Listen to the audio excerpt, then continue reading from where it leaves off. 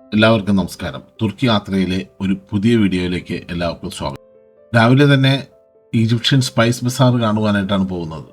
പോകുന്ന വഴിയിൽ ഇസ്താംബുളിലെ പ്രശസ്തമായ പോസ്റ്റ്ലാൻ ടെലിഗ്രാഫ് ബിൽഡിങ്ങും കാണുകയുണ്ടായി. ഞായറാഴ്ച ആയതുകൊണ്ട് രാവിലെ കടകളൊന്നും തന്നെ കാര്യമായിട്ട് തുറന്നിട്ടില്ല. രാവിലെ തന്നെ ഒരു പണി ചോദിച്ചു വാങ്ങും എന്ന് ഒട്ടും പ്രതീക്ഷിക്കാതെയാണ് സ്പൈസ് ബസാറിലേക്കുള്ള നടത്തം. സ്പൈസ് ബസാറിന് യഥാർത്ഥത്തിൽ 4 സൈഡിൽ നിന്നും വാതിലുകളുണ്ട്. ഇതിൽ നമ്മളുടെ ഹോട്ടലിൻ്റെ തൊട്ടടുത്തുള്ള സ്ട്രീറ്റിലൂടെ നടക്കുമ്പോഴുള്ള സൈഡിലെ വാതിലിലൂടെയാണ് നമ്മൾ അകത്തേക്ക് പ്രവേശിക്കുന്നത്. ഈജിപ്ഷ്യൻ സ്പൈസ് ബസാർ എന്നറിയപ്പെടുന്ന ഇവിടം പ്രധാനമായിട്ടും തുർക്കിഷ് സ്പൈസസും അതുപോലെ തന്നെ പല ഫ്ലേവറിലുള്ള ചായകളും കൗതുക വസ്തുക്കളും കരകൗശല വസ്തുക്കളും ഒക്കെ വിൽക്കുന്ന സ്ഥലമാണ്. ഇവിടെ സഞ്ചാരികളെ പെടുത്തുന്നത് എല്ലാം ഒരു ടിപ്പിക്കൽ സ്കീമിലാണ്. നമ്മൾ നടക്കുമ്പോൾ നമ്മളെ കാണുമ്പോൾ അവർ വളരെ സ്നേഹത്തോട് ചോദിക്കും, നിങ്ങൾ എവിടെ നിന്നാണ്? നമ്മൾ ഇന്ത്യയിൽ നിന്നാണെന്ന് പറയുമ്പോൾ തന്നെ ചോദിക്കും, ഷാരൂഖ് ഖാനും ഖദീന കപൂറും ഒക്കെ പോലെയുണ്ട് നിങ്ങളെ കണ്ടു കഴിഞ്ഞാൽ. ഇവരെല്ലാം നമ്മുടെ അയൽവക്കക്കാരാണെന്നുള്ള മട്ടിലാണ് അവരുടെ സംസാരം. അതിനുശേഷം നമ്മൾ എങ്ങനെയെങ്കിലും കടയുടെ അകത്തേക്ക് കടത്തും. കടയുടെ അകത്ത് കടന്നു കഴിഞ്ഞാൽ ഉടനെ തന്നെ നമുക്ക് പല ഫ്ലേവറിലുള്ള ചായകളുടെ സാമ്പിളുകൾ തരലായി, ഡ്രൈ നട്ട്സ് തരലായി, പിന്നെ അവിടുത്തെ കാര്യങ്ങളെക്കുറിച്ചും അവൻ്റെ കടയിലാണ് ഏറ്റവും നല്ല ക്വാളിറ്റിയിലുള്ള സാധനങ്ങളെന്ന് ഉള്ള വാചകം കൂടി തുടരുകയായി. അങ്ങനെ നമ്മൾ ഏകദേശം നല്ലൊരു സമയം അവിടെ എൻഗേജ് ചെയ്ത് കഴിഞ്ഞാൽ നമുക്ക് അവിടെ നിന്ന് എന്തെങ്കിലും മേടിച്ച് പോകണമല്ലോ എന്ന് കരുതി നമ്മൾ സാധനങ്ങളുടെ വില ചോദിക്കും. വില ചോദിക്കുമ്പോൾ മറ്റു പുറത്തുള്ള കടകളെ അപേക്ഷിച്ച് വളരെ കൂടുതലായിരിക്കും. ചിലപ്പോൾ 3-4 ഇരട്ടി കൂടുതലുണ്ടാവും. ഉടനെ തന്നെ അവർ പറയും, ഇത് ബെസ്റ്റ് ക്വാളിറ്റിയാണ്, ഓർഗാനിക്കാണ്, ഇതിനകത്ത് മായമില്ല, കെമിക്കൽസ് ഇല്ല എന്ന് പറയും. എന്തെങ്കിലും ആവട്ടെ എന്ന് ഒരു 100 ഗ്രാം മേടിക്കാൻ നോക്കുമ്പോൾ അവരെ തൂക്കുമ്പോൾ അവർ ഒരു 200-250 ഗ്രാം അതിനകത്ത് ഇട്ടെടുപ്പ്. നമ്മൾ കണ്ണടച്ച് തുറക്കുന്ന സമയം കൊണ്ട് തന്നെ അവരത് പാക്ക് ചെയ്ത് വാക്യൂം സീൽ ചെയ്ത് ബില്ലടിച്ച് കൈ തരും. പിന്നെ എന്ത് ചെയ്യും? നമ്മളത് മേടിച്ചിട്ട് ഇറങ്ങിയേ പറ്റുള്ളൂ. അങ്ങനെ ഒരു ഗണിയിൽ നമ്മളും ചെന്ന് വീണ് തല വെച്ചു. കുറച്ച് ഫ്ലേവേഡ് ചായയൊക്കെ മേടിച്ച്, അത് പൈസ വളരെ കൂടുതലാണെന്ന് അറിഞ്ഞുകൊണ്ട് ക്വാളിറ്റി ഭയങ്കര കൂടുതലായിരിക്കുമെന്ന് കരുതിയിട്ടാണ് അവിടെ നിന്ന് മേടിച്ചത്. ആ കടയിൽ നിന്ന് പുറത്തേക്ക് ഇറങ്ങിയപ്പോൾ തന്നെ മനസ്സിലായി, ഈ ഇവിടെ കാണുന്ന മുഴുവൻ ഷോപ്പുകളിലും കൊടുക്കുന്നത് ഒരേ സപ്ലയറാണ്. അപ്പോൾ നിങ്ങൾ പ്രത്യേകിച്ച് ശ്രദ്ധിക്കേണ്ട ഒരു കാര്യം, കഴിയുമെങ്കിൽ ഇവിടെ നിന്ന് മേടിക്കാതെ ഈ ഈജിപ്ഷ്യൻ ബസാറിൻ്റെ പുറത്തു നിന്ന് മേടിക്കുക. അല്ലെങ്കിൽ എല്ലാ കടയിലും കയറി പ്രൈസ് ചോദിച്ചിട്ട് പ്രൈസ് ഏറ്റവും കുറഞ്ഞ സ്ഥലത്ത് വീണ്ടും നെഗോഷിയേറ്റ് ചെയ്തിട്ട് മാത്രം മേടിക്കുക. അങ്ങനെ കാലത്തെ തന്നെ ഒരു കിട്ടാൻ പണി കിട്ടി, അതും കൈ പിടിച്ചുകൊണ്ട് വീണ്ടും കാഴ്ചകൾ കണ്ട് മുന്നോട്ട് കടന്നു. 1664 തുടങ്ങിയതാണ് ഈജിപ്ഷ്യൻ ബസാർ. ഈ ഇതിനകത്ത് കാണുന്ന സാധനങ്ങളെല്ലാം തന്നെ നമുക്ക് പുറത്തും അവൈലബിൾ ആണ്. പക്ഷേ ഇതൊരു കുവൈറ്റിലുള്ള സൂക്ക് മുബാറക്കിയൊക്കെ പോലെ ട്രഡീഷണലായിട്ട് തുടങ്ങിയിരിക്കുന്നതാണ്. പക്ഷേ ഇത് പ്രധാനമായിട്ടും ടൂറിസ്റ്റുകളെ ഉദ്ദേശിച്ചിട്ടുള്ളതാണ്.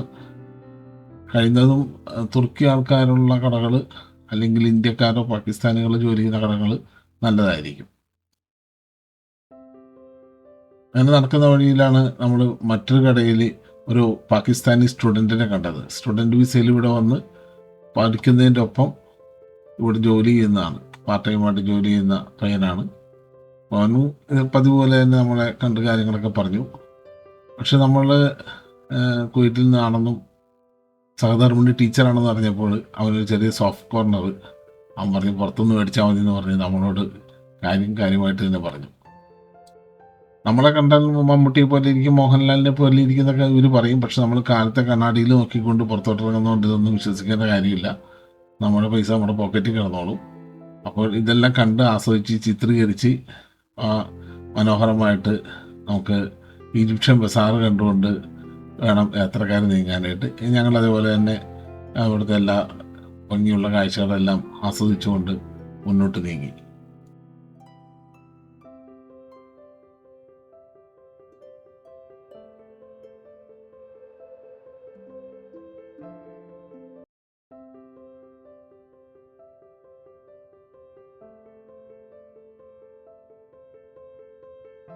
കുറേ നടന്നു കഴിഞ്ഞപ്പോൾ നമുക്ക് ഇതേപോലുള്ള ഷോപ്പുകളുടെ ആവർത്തനം തന്നെ ആയിക്കഴിഞ്ഞപ്പോൾ അല്പം വിരസതയൊക്കെ തോന്നി. അതുകൊണ്ട് നടത്തം അല്പം സ്പീഡിലാക്കി.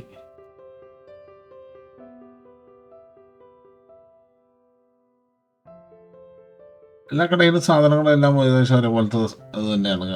പ്രധാനമായിട്ടും ഈ പല ഫ്ലേവറിലുള്ള ചായകൾ, അതേപോലെ തന്നെ സ്പൈസസ് അത്ര അധികം നമ്മളിവിടെ കാണുന്നില്ല. ഡ്രൈ ഫ്രൂട്ട്സ് ധാരാളമുണ്ട്, തുർക്കിഷ് ഡിലൈറ്റുകളുണ്ട്, പിന്നെ കരകൗശല വസ്തുക്കളുണ്ട്, തുർക്കിയിൽ പ്രശസ്തമായ തേനുണ്ട്.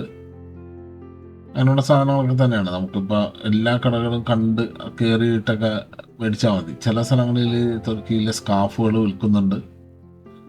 രാവിലെ ഇത് തുറന്നു വരുന്നതുകൊണ്ട് തന്നെ സഞ്ചാരികളുടെ തിരക്ക് കുറവാണ്. എനിക്ക് തോന്നുന്നത് ഇവിടെ വിസിറ്റ് ചെയ്യാനായിട്ട് നല്ല സമയം രാവിലെ തന്നെയാണെന്നാണ് തോന്നുന്നത്.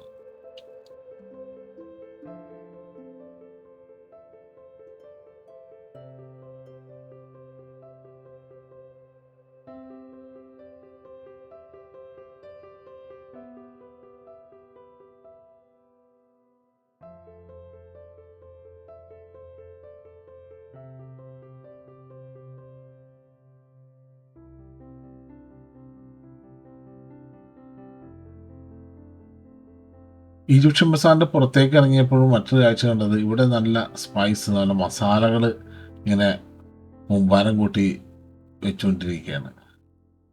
ഇത് ഈജിപ്ഷ്യൻ ബസാറിൻ്റെ ഭാഗമെന്ന് പറയാൻ പറ്റില്ല, ഇത് പുറത്തെ സ്ട്രീറ്റാണ്. ഇവിടെ വരുമ്പോൾ തന്നെ നമുക്ക് അറിയാം ഈ സാധനങ്ങൾക്കെല്ലാം പ്രൈസ് പകുതിയിൽ താഴെയായിട്ട് കുറഞ്ഞു തുടങ്ങിയിട്ടുണ്ട്.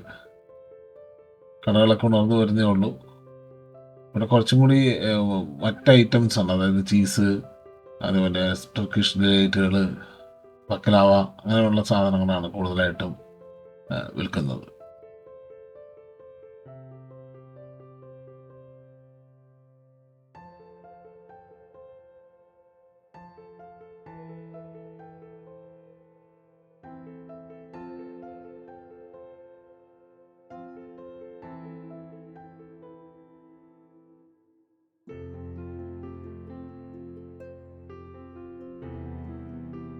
ഈജിപ്ഷ്യൻ ബസാറിൻ്റെ പ്രധാന ഗേറ്റിലൂടെ പുറത്തേക്ക് വന്നപ്പോൾ നമ്മൾ ലാൻഡ്മാർക്കായിട്ട് വെച്ചിരിക്കുന്ന ഏനിക്കാമി അഥവാ ന്യൂ മോസ്ക് കാണാം.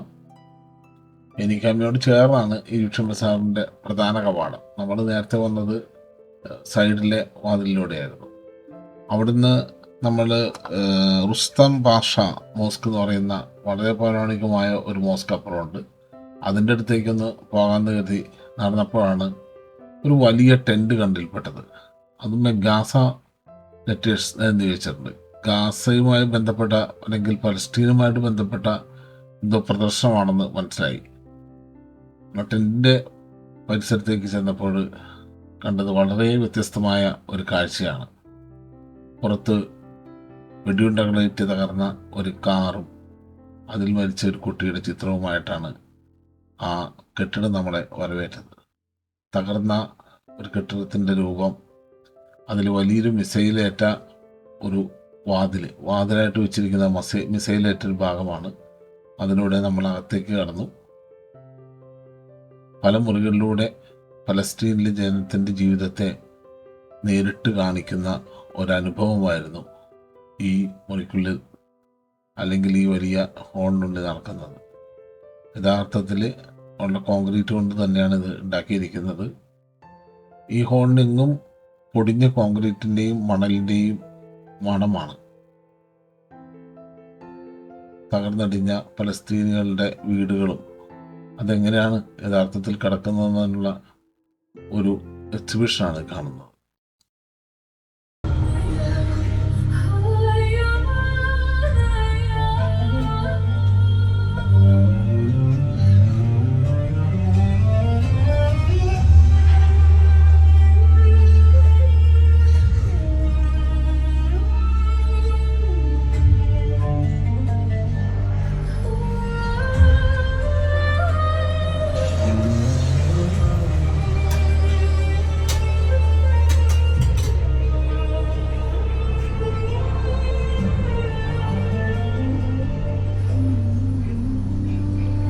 കുട്ടികളുടെ സ്കൂളായിരുന്നു.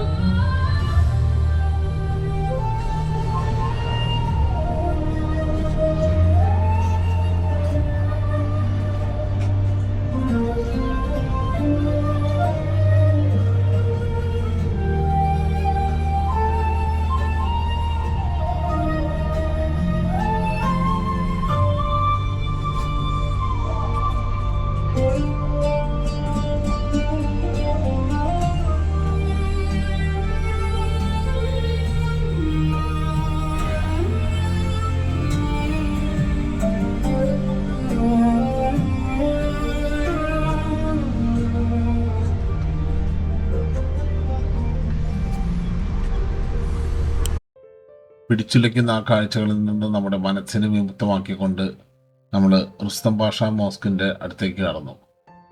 ഏറ്റവും പൗരാണികമായ ടൈലുകൾ കൊണ്ട് ഉണ്ടാക്കിയിരിക്കുന്ന മോസ്കാണ് റുസ്തം പാഷ മോസ്ക്. പഴയ മോഡലിലുള്ള ഒരു മോസ്കാണ്. ഇവിടെ വഴിയിൽ കാണുന്നത് തുർക്കിയിലെ വേസ്റ്റ് ഇടുന്ന സ്ഥലമാണ്. ഇത് മറ്റ് യൂറോപ്യൻ നഗരങ്ങളിൽ ഞാൻ ഇങ്ങനത്തെ ഒരു കാഴ്ച കണ്ടിട്ടില്ല. ഇതിനൊരു പെടലുണ്ട്. പെടൽ ചവിട്ടി തുറന്ന് നമുക്ക് വേസ്റ്റിനകത്തിടാം. വേസ്റ്റ് വളരെ താഴേക്ക് ഒരു 10 അടി താഴ്ചയുള്ളൊരു ഇരുമ്പിൻ്റെ അറയിലേക്കാണ് പോകുന്നത്. പിന്നീട് ഇത് വേസ്റ്റ് റിമൂവ് ചെയ്യുന്ന വണ്ടി വന്ന് ഉയർത്തി അത് ആ വണ്ടിയിൽ വെച്ച്, ഇതൊരു നല്ല ആശയമായിട്ട് തോന്നി. കാരണം വേസ്റ്റിൻ്റെ ഒട്ടും തന്നെ കൂമ്പാരങ്ങൾ വഴിയിലൊരിടത്തും ഉണ്ടാവില്ല. നമ്മൾ റുസ്തം പാഷ മോസ്കിൻ്റെ അകത്തോട്ട് കയറിയില്ല. അതിനെ ഒന്ന് ചുറ്റി അതിൻ്റെ സൈഡിൽ കൂടി സ്പൈസ് മാർക്കറ്റിൻ്റെ പുറത്തുള്ള ഒരു മാർക്കറ്റിനെ ലക്ഷ്യമാക്കിയാണ് നടന്നത്. ഇത് സ്പൈസ് മാർക്കറ്റിന് പുറത്തുള്ള സ്ഥലമാണ്. ഇവിടെ പ്രധാനമായിട്ടും ടൂറിസ്റ്റുകൾക്കാണെങ്കിലും ധാരാളം ലോക്കൽ ആൾക്കാർ, തദ്ദേശീയർ വന്ന് ഷോപ്പിംഗ് നടത്തുന്ന ഒരു സ്ഥലം കൂടിയാണ്. അതുകൊണ്ട് തന്നെ ഇവിടെ ഈ കടകളിലുള്ള പ്രൈസുകളെല്ലാം വളരെ റീസണബിളാണ്. നിങ്ങൾക്ക് ഈ ഈജിപ്ഷ്യൻ സ്പൈസ് ബസാറിൽ കിട്ടുന്ന എല്ലാ സാധനങ്ങളും അതിൻ്റെ 4-1 വിലയ്ക്ക് ഈ സ്ഥലങ്ങളിൽ കിട്ടും. ഞാനിവിടെ 1-2 സ്ഥലത്ത് തന്നെ വെരിഫൈ ചെയ്തു. വളരെ ഫ്രണ്ട്ലി ആയിട്ടുള്ള കുറേ പേരോട് വെരിഫൈ ചെയ്തു. ഇതെല്ലാം സപ്ലൈ ചെയ്യുന്നത് ഒരേ സപ്ലയേഴ്സ് തന്നെയാണ്. പല പ്രോഡക്റ്റിൻ്റെയും മാനുഫാക്ചറിനെയും ഒക്കെ വളരെ ചെക്ക് ചെയ്തിട്ട് തന്നെയാണ് ഇത് പറയുന്നത്. അപ്പോൾ ഇതും നിങ്ങൾക്ക് ഷോപ്പ് ചെയ്യാൻ പറ്റിയ നല്ലൊരു സ്ഥലമാണ്. പ്രത്യേകിച്ച് ഈ സ്വീറ്റ്സും ഫ്ലേവേർഡ് ടീയൊക്കെ. ധാരാളം ജേഴ്സികളൊക്കെ വിൽപ്പനയ്ക്ക് വെച്ചിട്ടുണ്ട്. പിന്നെ തുർക്കി പെട്ടെന്ന് തന്നെ 1-ാം റൗണ്ടിൽ പുറത്തായതുകൊണ്ട് ഇപ്രാവശ്യത്തെ ഫിഫ വേൾഡ് കപ്പിൻ്റെ അങ്ങനെ ആവേശമൊന്നും ഇവിടെ ഇല്ല. തദ്ദേശീയർക്ക് വേണ്ട സാധനങ്ങൾ ധാരാളം മരം കൊണ്ടുള്ള ഉരുപ്പടികൾ, അതേപോലെ തന്നെ ബാഗുകൾ, ഷൂ, മേക്കപ്പ് സാധനങ്ങൾ ഇതെല്ലാം ഇവിടെ വെച്ചിട്ടുണ്ട്. നമ്മുടെ ചില നഗരങ്ങളിലൊക്കെ ഉള്ളൊരു ഫ്ലീ മാർക്കറ്റാണ്, പക്ഷേ ഇതൊരു പെർമനൻ്റ് ആയിട്ടുള്ളൊരു സെറ്റപ്പായിട്ടാണ് മനസ്സിലാവുന്നത്. ചില കടകൾ ടൂറിസ്റ്റുകൾക്ക് വേണ്ടി, കാരണം ടൂറിസ്റ്റുകളും ധാരാളം ഈ വഴികളിലൂടെയൊക്കെ പോകുന്നതാണ്. കുറച്ച് മുന്നോട്ട് കടന്നപ്പോൾ പ്രായമായ ദമ്പതികൾ നല്ല ശാന്തമായിട്ടിരുന്ന് കച്ചവടം നടത്തുന്ന ഒരു കട കണ്ടു. അങ്കാരയിൽ നിന്ന് ഇസ്താംബുളിൽ വന്ന് കച്ചവടം നടത്തുന്ന ദമ്പതികളാണ്. വളരെ നല്ല സാധനങ്ങൾ റീസണബിളായിട്ട് അവിടെ വെച്ചിട്ടുണ്ട്. പ്രധാനമായിട്ടും സെറാമിക്കിൻ്റെ വസ്തുക്കളാണ് വിൽപ്പനയ്ക്ക് വെച്ചിരിക്കുന്നത്. Mikdad? Mikdad. You name? Lütfiye. Lütfiye. Lütfiye. Name? Jessie. Jesse. Antony. Okay. Okay bye. Bye. കാലത്തെ തന്നെ ഒരു കച്ചവടമൊക്കെ നടത്തിയതിൻ്റെ സന്തോഷം അവർ നമ്മളോട് പങ്കുവച്ചു. അതിനുശേഷം നമ്മൾ മുന്നോട്ട് നടന്നു. ധാരാളം മരം കൊണ്ടുള്ള ഉപകരണങ്ങൾ ഇവിടെ വെച്ചിട്ടുണ്ട്. പ്രധാനമായിട്ട് ഈ ബേക്കറികളിൽ യൂസ് ചെയ്യുന്ന തരത്തിലുള്ള ഉപകരണങ്ങൾ എല്ലാം കാണാം. പിട എന്നറിയപ്പെടുന്ന ലോക്കൽ പിസയൊക്കെ ഉണ്ടാക്കുന്നതിന് ഉപയോഗിക്കുന്ന ഉപകരണങ്ങളാണ് കുറേയൊക്കെ. വേറെ സ്ഥലത്ത് തടിയിൽ ഇതേപോലെ ചിത്രങ്ങൾ ആലേഖനം ചെയ്ത് കൊടുക്കുന്നുണ്ട്. ഇത്തരത്തിലുള്ള കാഴ്ചകളൊക്കെ കണ്ടുകൊണ്ട് ഈ ലോക്കൽ മാർക്കറ്റും ഒന്ന് നമ്മൾ ചുറ്റിയടിച്ചു പോന്നു.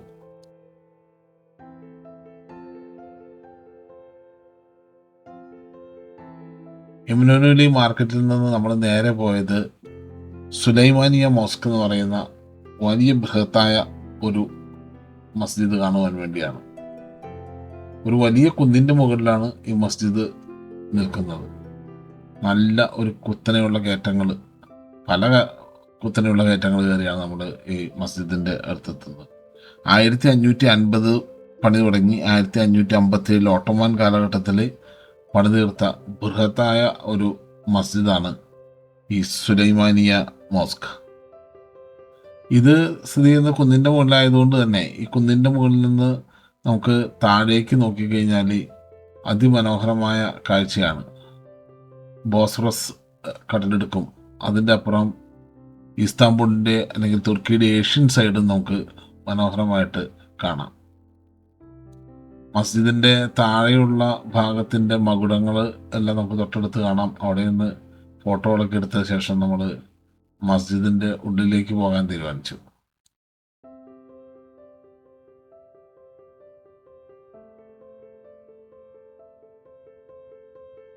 ശില്പഭംഗിയിൽ ഏകദേശം നമ്മളുടെ ബ്ലൂ മോസ്കിൻ്റെ പോലെയൊക്കെ ഉണ്ടെങ്കിലും തീർച്ചയായിട്ടും ഇതിൻ്റെ ധാരാളം തൂണുകൾ കൊണ്ട് തന്നെ ഇത് വ്യത്യസ്തമാണ്.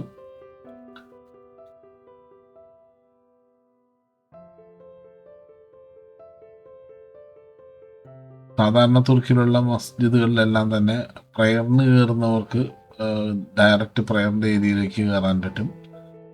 ടൂറിസ്റ്റുകൾക്കെല്ലാം സൈഡിലെയോ അല്ലെങ്കിൽ പുറകിലോ ഉള്ള ഒരു പ്രധാന കവാടം തന്നെയാണ്, അതിൽ കൂടിയായിരിക്കും അകത്ത് കയറാൻ പറ്റുന്നത്. പക്ഷെ അതിൽ കൂടി കടന്നാലും നമുക്ക് പ്രയർ ഏരിയയിലേക്ക് പ്രവേശിക്കാൻ പറ്റും. ഈ മസ്ജിദിന് വലിയൊരു നടുമുറ്റമുണ്ട്. നടുമുറ്റത്തിന് ചുറ്റുമുള്ള ഈ കോറിഡോറിലെല്ലാം താഴികക്കുളങ്ങൾ വെച്ചിട്ടുണ്ട്.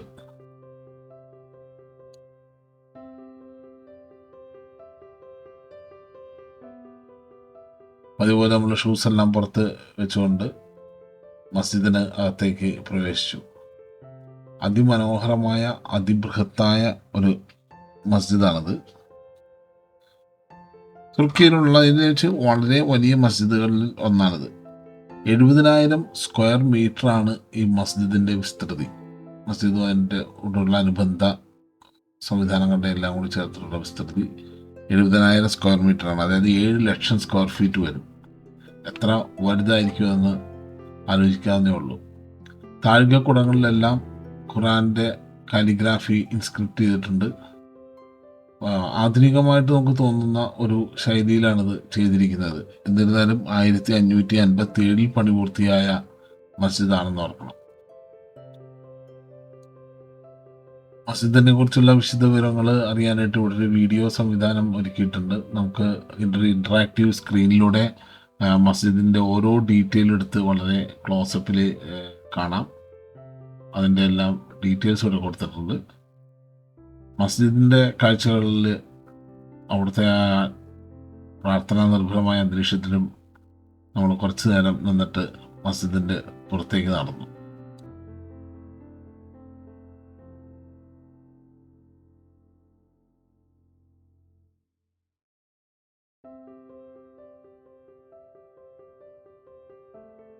സഞ്ചാരികളുടെ തിരക്കില്ലാത്തതുകൊണ്ട് തന്നെ നമുക്ക് ഇവിടെ ചുറ്റുകിടന്ന് കാണാനും അതേപോലെ തന്നെ ധാരാളം ഫോട്ടോകളൊക്കെ എടുക്കാനും നല്ല സൗകര്യമായിരുന്നു. ഇങ്ങനെ ഗംഭീരമായൊരു അനുഭവമായിരുന്നു സുലൈമാനിയ മോസ്ക്. ഈ വളരെ പ്രൗഢി തോന്നുന്ന ബ്ലൂ മോസ്കിനോട് കടുപിടിക്കുന്ന തന്നെയുള്ള ഒരു നിർമ്മിതിയാണത്. മസ്ജിദിൻ്റെ വരാന്തയിലൂടെ നടന്ന് ഇതിനൊന്ന് ചുറ്റി നടന്ന് കണ്ട ശേഷം ഇതിൻ്റെ മറ്റൊരു ഗേറ്റിലൂടെയാണ് നമ്മൾ പുറത്തേക്ക് വന്നത്.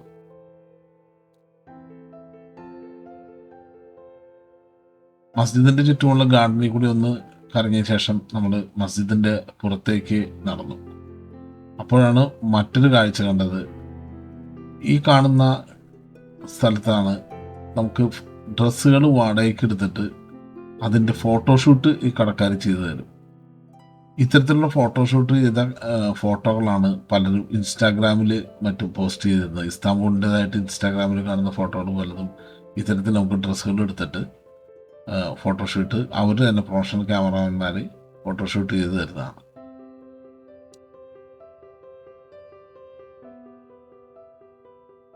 നമ്മൾ തിരിച്ച് പോകുന്ന വഴി പല റെസ്റ്റോറൻറ്റുകാരും നമ്മളെ കൈകാട്ടി വിളിക്കുന്നുണ്ട്. എന്നിരുന്നാലും നമുക്കിപ്പോൾ ഒരു ഭക്ഷണം കഴിക്കാനുള്ള സമയമല്ല. നമ്മൾ തിരിച്ച് വീണ്ടും എമിനോനുവിലെ അല്ലെങ്കിൽ നമ്മുടെ ബോസ്ഫറസിൻ്റെ തീരത്തേക്ക് പോവുകയാണ്. അവിടെ ചില ഫോട്ടോ പോയിന്റുകൾ പോലെയൊക്കെ എടുത്തു വെച്ചിട്ടുണ്ട്. നമ്മൾ മുമ്പിൽ കാണുന്നത് ഇസ്താംബുൾ യൂണിവേഴ്സിറ്റിയാണ്. യൂണിവേഴ്സിറ്റിയുടെ മറ്റൊരു ബിൽഡിംഗാണ്. ഇവിടുന്ന് നമ്മൾ ചെല്ലുന്നത് ധാരാളം റെസ്റ്റോറൻറ്റുകളുള്ളൊരു ഏരിയയാണ്. ഇവിടെ എല്ലായിടത്തും നമുക്ക് ഫിഷ് റെസ്റ്റോറൻറ്റുകൾ കാണാൻ പറ്റും. അപ്പോൾ ഇവിടെ ബാലിക് ദുറും എന്ന് പറയുന്ന മീൻ കൊണ്ടുള്ള റാപ്പുകൾ അല്ലെങ്കിൽ ഫിഷ് കൊണ്ടുള്ള സാൻഡ്വിച്ചുകൾ ഉണ്ടാക്കുന്ന കടകളാണ്. അതുപോലെ തന്നെ ഇവരുടെ പ്രശസ്തമായ കബാബുകളെല്ലാം ഇവിടെ ഗ്രില്ല് ചെയ്ത് തുടങ്ങിയിട്ടുണ്ട്. അത് ഗ്രില്ല് ചെയ്യാൻ വേണ്ടിയുള്ള പ്രിപ്പറേഷൻ നടക്കുകയാണ്. അവർ നമ്മളോട് എന്താണ് നിങ്ങൾ ചെയ്യുന്നതെന്ന് ചോദിച്ചപ്പോൾ അവർക്കും ഇന്ത്യൻ പാട്ടുകളൊക്കെ അറിയാവുന്നവരായിരുന്നു. അതിന് വളരെ സൗഹൃദത്തിൽ നമ്മളോട് കാര്യങ്ങളൊക്കെ കാണിച്ചു തന്നു. ആടിൻ്റെ ഇൻഡസ്ട്രിയിൽ കൊണ്ടുണ്ടാക്കുന്ന ഒരു വിഭവമാണ് അവർ ചെയ്യുന്നതെന്ന് പറഞ്ഞ് അവരും ജോലി തിരക്കിലാണ്. നമുക്ക് മുന്നോട്ട് പോകണം. നമ്മുടെ ക്യാമറ കണ്ടപ്പോൾ ആദ്യം ഒന്ന് ശങ്കിച്ചു നിന്ന ഇവിടുത്തെ ഒരു തുർക്കിഷ് സുന്ദരി വന്ന് ക്യാമറയിലേക്ക് ഒന്ന് കാര്യമായിട്ട് നോക്കി. തുർക്കിയിലെ ടൂറിസ്റ്റ് സ്പോട്ടുകൾക്ക് എല്ലായിടത്തും കാണുന്ന ഒരു കാഴ്ചയാണ് ഇതേപോലുള്ള ATM മെഷീനുകൾ. എല്ലാ ബാങ്കുകളിലെയും ATM മെഷീനുകൾ ഒരുമിച്ചൊരു സ്ഥലത്തുണ്ടാവും. പൈസ എടുക്കാൻ പറ്റാത്തതുകൊണ്ട് ആരും ടൂറ് നിർത്തി പോകണ്ടെന്ന് രീതിയാണ്. ഇതിനുശേഷം നമുക്കിനി ഗലാട്ട ബ്രിഡ്ജിൻ്റെ അപ്പുറത്തുള്ള സ്റ്റേഷനിലേക്ക് പോകേണ്ടതുണ്ട്. അതുകൊണ്ട് നമ്മൾ ഗലാട്ട ബ്രിഡ്ജ് ക്രോസ് ചെയ്ത് ട്രാം സ്റ്റേഷനിലേക്ക് നടക്കുകയാണ്. ഈ ട്രാം സ്റ്റേഷനിൽ നിന്ന് വേണം നമുക്ക് നമ്മുടെ അടുത്ത ലൊക്കേഷനിലേക്ക് പോകാനായിട്ട്. പാലത്തിൻ്റെ അടിയിൽ നമ്മൾ കഴിഞ്ഞ ദിവസം കണ്ട ഫിഷർമാൻസ് ബ്രിഡ്ജ് എന്ന് പറയുന്ന പാലത്തിൻ്റെ അടിവശത്തെ കൂടി നമ്മൾ ക്രോസ് ചെയ്ത് സ്ട്രീറ്റിൻ്റെ മറ്റു സ്ഥലത്തെത്തി. അവിടെ നിന്നുകൊണ്ട് നമുക്ക് വീണ്ടും നഗരത്തിൻ്റെ പ്രധാന വീതി മുറിച്ച് കടക്കുന്നതിനായിട്ട് വീണ്ടും ഒരു അണ്ടർപാസ് ഉണ്ട്.